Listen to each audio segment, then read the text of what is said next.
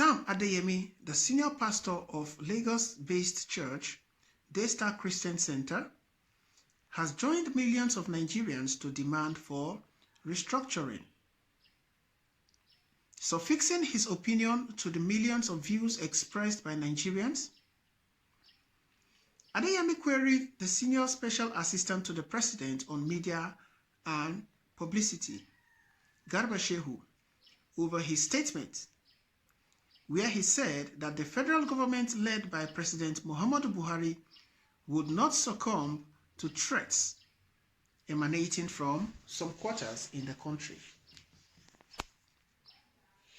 In clarity, he said, the presidency responds to the recurring threats to the corporate existence of the country with factions giving specific timelines for the president to do one thing or another, or else, in their language, the nation will break up. This is to warn that such unpatriotic outbursts are both unhelpful and unwarranted, as this government will not succumb to threats and take any decision out of pressure at a time when the nation's full attention is needed to deal with the security challenges facing it at a time of the COVID-19 health crisis. Repeat, this administration will not take any decision against the interest of 200 million Nigerians, who are the president's first responsibility under the Constitution, out of fear or threats, especially in this hour of a health crisis. The president, as an elected leader under this administration or constitution, will continue to work with patriotic Nigerians through and in line with the parliamentary processes to finding solutions to structural and other impediments to the growth and well-being of the nation and its people. Miffed by his response, Sam Adeyemi, via his Twitter handle Verified, said, "When did it become a threat for citizens to express their opinions, even if strong, about the structuring or restructuring of their country? Effective leaders listen." He finally ended his submission by saying that effective leaders listen to the voice of the people they govern. All right, guys, as it were, what are your thoughts concerning this particular news story? Nigerians are calling for restructuring. Nigerians are calling for the president to restructure the country. When has it become a crime? When has it become an issue for Nigerians to express their opinion? When did it become a threat for citizens to express their feelings? It has become a norm under this administration for the spokespersons of the president to counter suggestions or ideas that Nigerians, bring up for the betterment of Nigeria. And they are quick to react and respond to issues most times or sometimes out of the zeal, I would say, to quickly defend the president or do the job they are being paid for. But regardless, that is not even the bone of contention. But the main challenge here is that when it is glaring to all, when the blind can see and the deaf can hear, that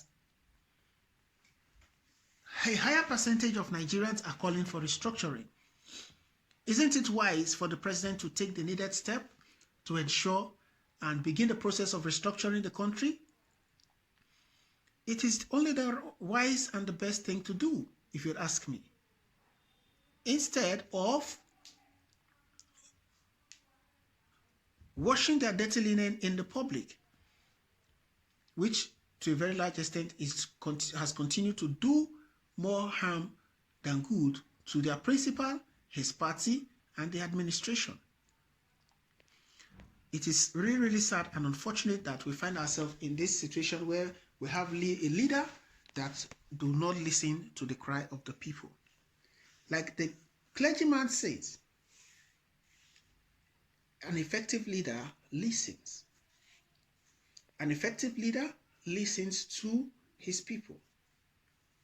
But alas, we do not have such a leader in the country, but we have a tyrant, or a supposedly tyrant, as it were, in office. And that is why the Bible says that the people perish when a bad leader is enthroned, and people cry, they suffer when a bad leader is enthroned. One would have expected that the presidency would have appreciated all Nigerians for their call for support, and come out with a modality of which it would embrace restructuring, given a time frame, and they will reach out to Nigerians that, okay, let's take this step to achieve restructuring because we truly need restructuring. And the resolutions would be made public, and there could be a referendum to vote on which particular way to go, or which particular way to go, and Nigerians would make their choice. And with that, they would kickstart the process of restructuring the country. But it is sad and unfortunate that that is not what we have. But instead, we have a president or a leader who cares less, or who do not care at all for his people and what his people say or go through. This is saddening and really, really unfortunate. I stand to be corrected. But regardless,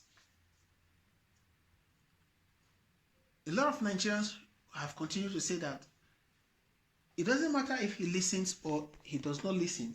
They will continue to clamor for restructuring. They will continue to speak out. They will continue to call for restructuring because that is what the country needs at this moment.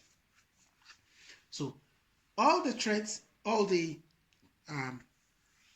warnings by the presidency will fall on deaf ears, and until the president listens and take the necessary actions, people and Nigerians will not give up and will not stop clamoring for restructuring, because we are long overdue for restructuring of the country to make things work the right way and in the right manner that we deserve, and that would bring prosperity, growth, and